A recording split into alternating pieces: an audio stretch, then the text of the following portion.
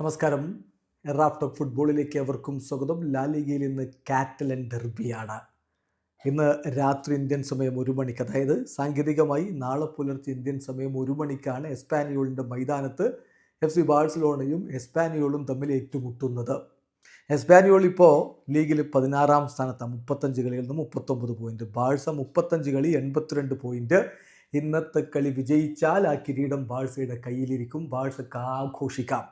ഇന്നലെ റയൽ വിജയിച്ചില്ലായിരുന്നെങ്കിൽ ഇന്നലെ തന്നെ കിരീടധാരണം സംഭവിച്ചേനെ. പക്ഷെ അതുണ്ടായില്ല. റയൽ അവസാന നിമിഷം വിജയിച്ച് കയറി. ബാഴ്സലോണയുടെ ആഘോഷങ്ങൾ ഒരല്പം വൈകിപ്പിച്ചിട്ടുണ്ട്. അല്ലെങ്കിലും ഇന്നലെ ഹൻസി ഫ്ലിക്കിനോട് മാധ്യമങ്ങൾ ചോദിച്ചു, നിങ്ങൾ എസ്പാനിയോളിൻ്റെ മൈതാനത്ത് ആഘോഷിക്കാൻ പോവുകയാണ്. അപ്പോൾ അതിൻ്റെ മറുപടി, എന്തായാലും കളിക്ക് മുമ്പ് ഞങ്ങൾ ആഘോഷിക്കില്ല, അത് എതിരാളികളെ ബഹുമാനിക്കേണ്ടതിൻ്റെ ഭാഗം കൂടിയാണ്. കളി കഴിഞ്ഞിട്ട് ഞങ്ങൾ വിജയിക്കുകയാണെങ്കിൽ തീർച്ചയായിട്ടും ആഘോഷിക്കും എന്നാണ് ഹൻസി ഫ്ലിക്ക് പറയുന്നത്. ആരൊക്കെ ഇന്ന് പ്ലേയിങ് ലെവലിൽ ഉണ്ടാകും എന്നതിന് അദ്ദേഹം ഒരു വ്യക്തതയും തന്നില്ല എന്ന് മാത്രമല്ല, സാധാരണ ടെസ്റ്റഗനാണോ ഷെസ്നിയാണോ ഗോൾ കീപ്പറായി നിൽക്കുക എന്നെങ്കിലും പറയാറുണ്ട്, അതും പറയുന്നില്ല എന്നാണ് അദ്ദേഹം ഇന്നലെ പറഞ്ഞത്. ഏതായാലും കൃത്യമായ വ്യക്തമായ പ്ലാനോടുകൂടി ഇറങ്ങുന്ന FC ബാഴ്സലോണ ഇന്ന് തന്നെ ആ കിരീടം കൈവശം വെക്കുക എന്ന ഒരു ആവേശത്തിലായിരിക്കും കളിക്കുക.